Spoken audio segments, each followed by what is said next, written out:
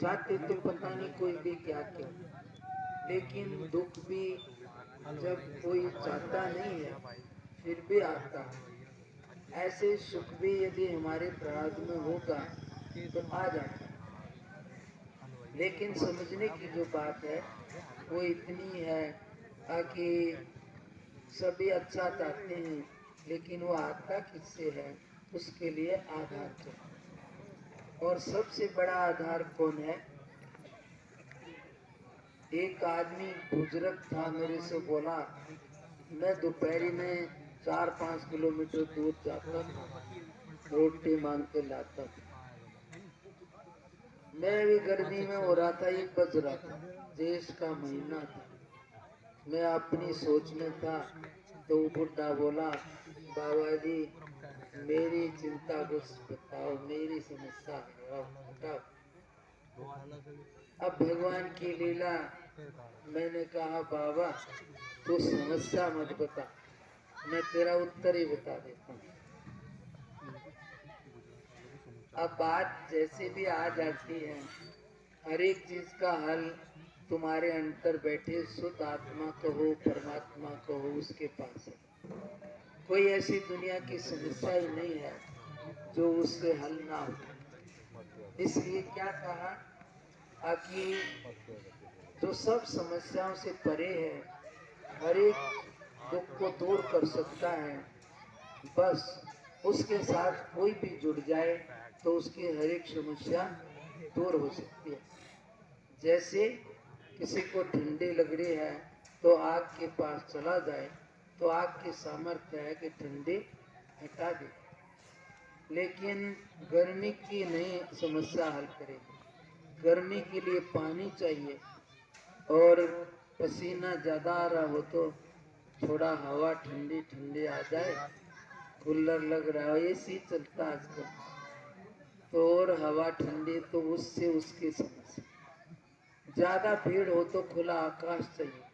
यानी कि कुछ कुछ किसी के पास हल है, लेकिन परिपूर्ण रूप से सब चीजें बाहर की दुख नहीं मिटा सकती, चिंता नहीं मिटा सकती। लेकिन कैसा भी आदमी दुखी हो, चिंता हो या भयभीति हो, एक बार शुद्ध आत्मा से जुड़ जाए, नींद ही आ जाए, ना कोई दुख रहेगा, ना चिंता, ना कहीं कुछ भी नहीं। क्यों?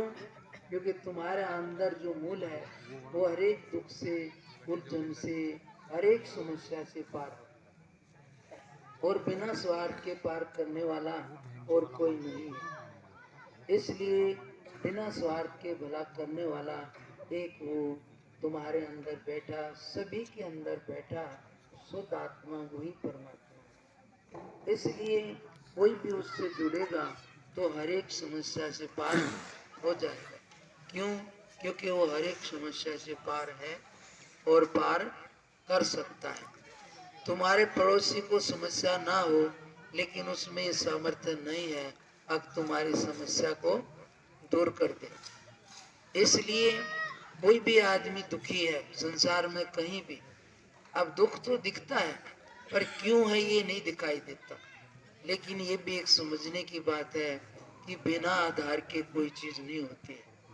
कोई भी आदमी दुखी है तो उसका कोई पाप या दोष कर्म है। कोई भी आदमी सुखी है तो उसका कोई भी पुण्य कर्म है।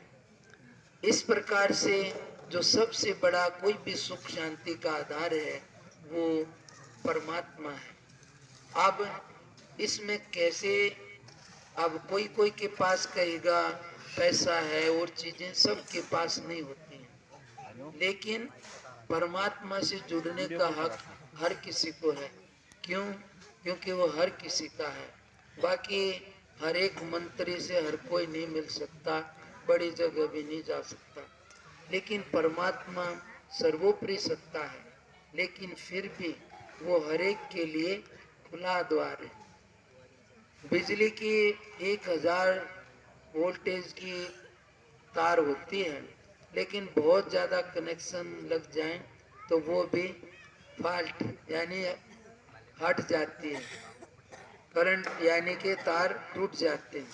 लेकिन ये परमात्मा की सूरज को ले लो, करोड़ों प्लेट लगा दो, सबको प्रकाश मिलेगा और उसको कोई फर्क नहीं पड़ेगा, लगाओ ना लो।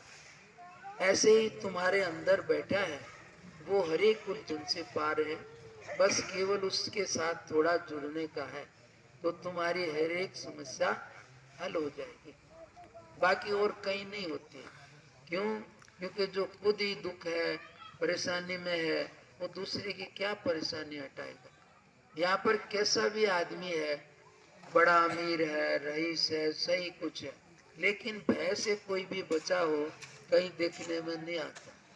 और जितने ज्यादा संपन्न है ना, मैं तो देखता हूँ उनको ज्यादा भय रहता है, और जितना कम है उसको उतना ही भय कम होता है।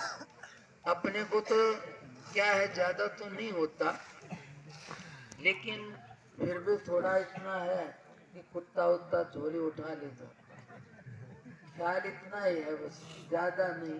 पर वो भी ज्यादा नहीं ले गया तो भी कोई नहीं, पर भय एक अलग चीज है। इसलिए कोई भी चीज का अपनी तरफ से थोड़ा उसका संभाल रखना, वो तो एक अच्छी बात है, लेकिन उसके बारे में चिंता या और सोच, ये खराब।